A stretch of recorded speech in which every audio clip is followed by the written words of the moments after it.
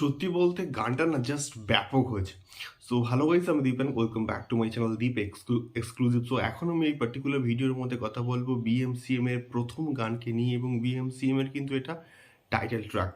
So কেমন হলো, গতকাল কিন্তু ঠিক সকালের দিকে এসে আমার কিন্তু ভিডিও করা হয়নি, আমি প্রচণ্ড কিন্তু ব্যস্ত ছিলাম কালকে অফিসের কাজে।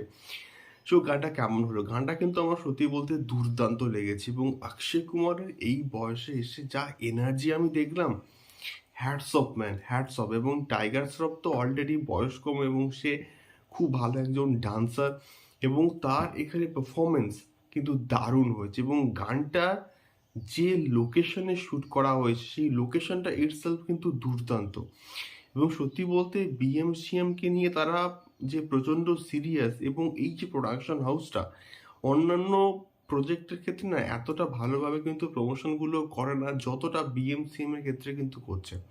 সো অক্ষয় কুমারকে ইটসেলফ দেখতে ব্যাপক লাগছে, ড্যাসিং লাগছে, এবং টাইগার শ্রফকে দেখতে দারুণ লাগছে। এবং টাইগার শ্রফ এবং অক্ষয় কুমারের এই যে যুগলবন্দিটা, মানে একসঙ্গে তারা যে নাচছে, ডান্স করছে, ওই পোর্শনগুলো না সত্যি বলতে দুর্দান্ত লাগছে দেখতে।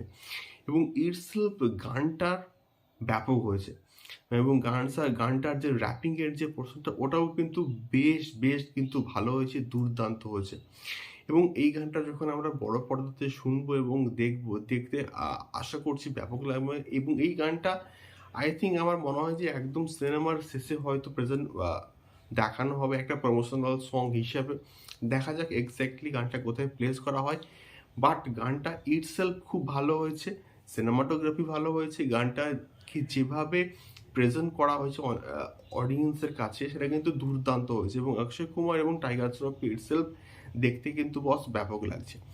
সো তোমাদের কি ফিডব্যাক এই গানটাকে নিয়ে আমাকে অবশ্যই কিন্তু কমেন্ট করে শেয়ার করতে পারো। দেখা হচ্ছে পরবর্তী ভিডিওতে। টাটা।